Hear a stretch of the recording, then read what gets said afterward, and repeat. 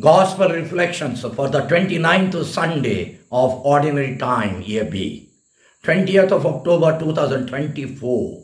The Gospel text is from Mark chapter 10, verse 35 to 45. The main focus of this Gospel reading is this: Christian disciples are called to use their power and authority not for domination, lording it over, nor for exploitation, but for service to the point of making painful sacrifices as Jesus sacrificed his life on the cross. In brief, the main theme is our power and authority used to be used for service and sacrificial service. Today's gospel tells us about two things. First, the weakness that the 12 apostles had for power, position, and honor. And number two, Jesus' views on the manner in which his disciples should use their power. The text shows how much human the apostles of Jesus were and how impure and ambitious their motives were. They completely failed to understand the spiritual nature of Jesus' kingdom. They thought he would be a political messiah who would defeat the Romans and establish an earthly kingdom. In the given text, two of the 12 apostles, James and John, are shown to be the ones who were hankering after powerful positions in his earthly kingdom. And the rest of the apostles are shown to be competing with them for the same, as chapter 10 verse 41 says. When they requested Jesus to give them most important seats in at his right hand and left hand, which implied their wish to be his chief advisors like Prime Minister and Deputy Prime Minister, Jesus challenged them whether they were willing to drink the bitter cup of suffering he would drink and to be immersed or baptized in blood by participating in his sacrificial death. They answered they were able, without understanding, of course. Like them, sometimes we too notice an ambitious power struggle and abuse or misuse of power in secular as well as religious organizations or institutions. Are we a part of it? Are we a part of it? Jesus used the ambitious request of his two disciples to instruct all of them about his notion, his understanding of power and authority. In the world, one's greatness is measured by how many people one controls, how much wealth one has, how much military power one possesses. Jesus said that this notion was a Gentile perspective, not Christian. The Gentile rulers misused their power to such an extent that they lord it over them and tyrannized them, as verse 42 says, by saying, "It should not be so among you." In verse 43, he made it clear that the standards of worldly kingdom to which they were so much attracted and attached are totally different from the standards of God's kingdom.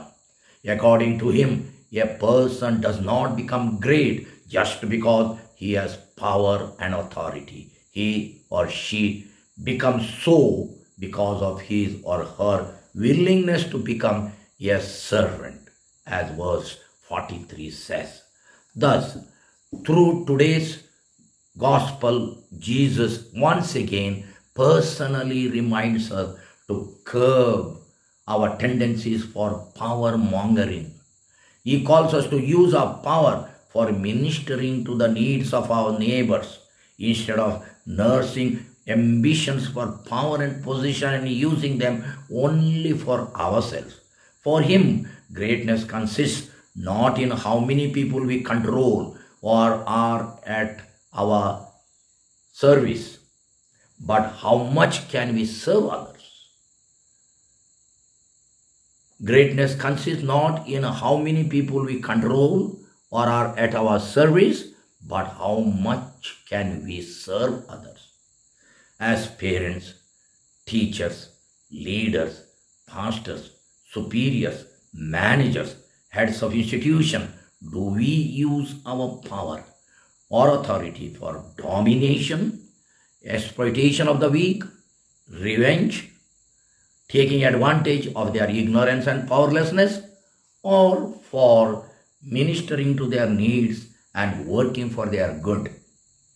Parents, teachers, and all Christian disciples who exercise leadership roles must ask themselves, do I lord it over my children, my co-workers, colleagues, staff members, team members, or subjects?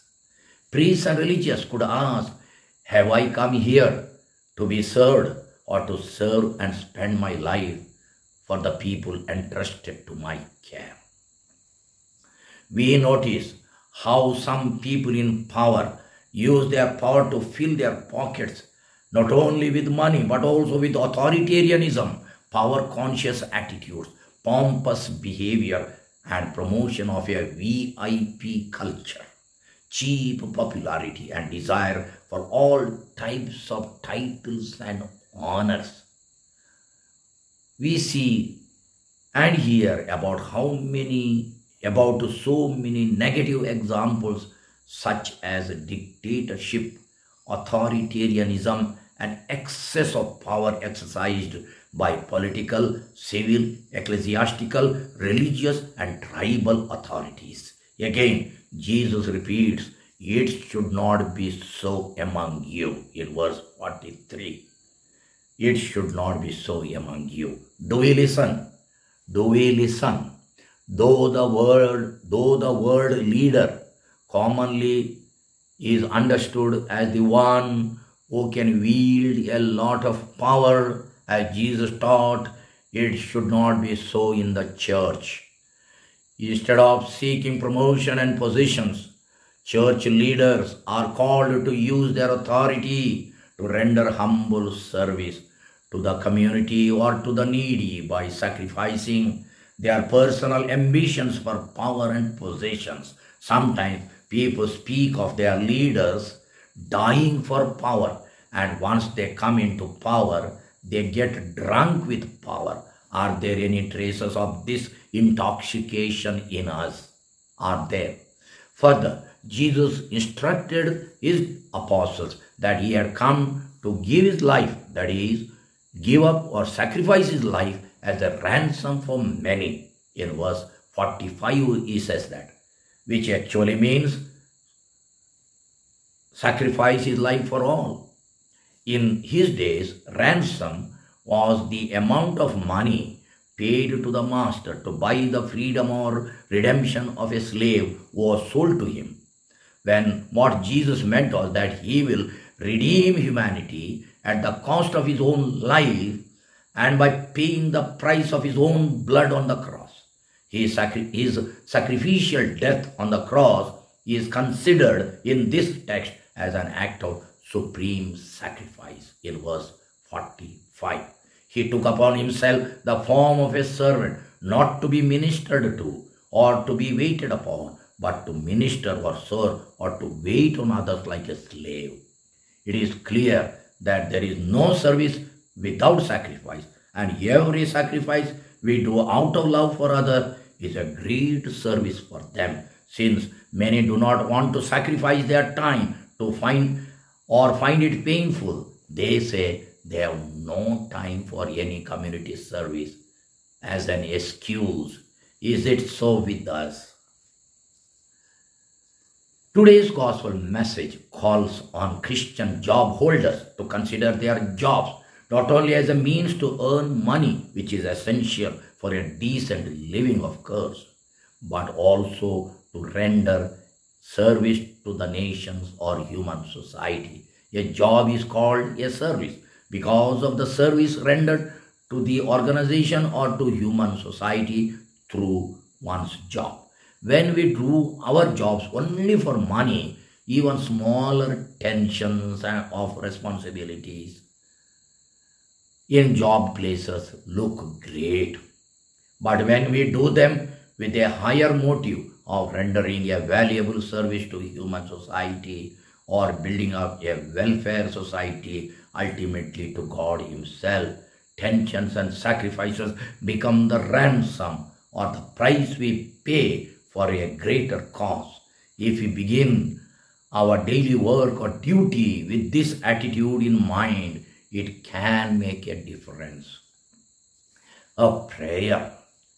Jesus, meek and humble of heart, grant that I may use my power and authority in workplaces and in my family, society and the church with an attitude of service and human welfare, knowing well that service done to humanity is service done to you. Amen.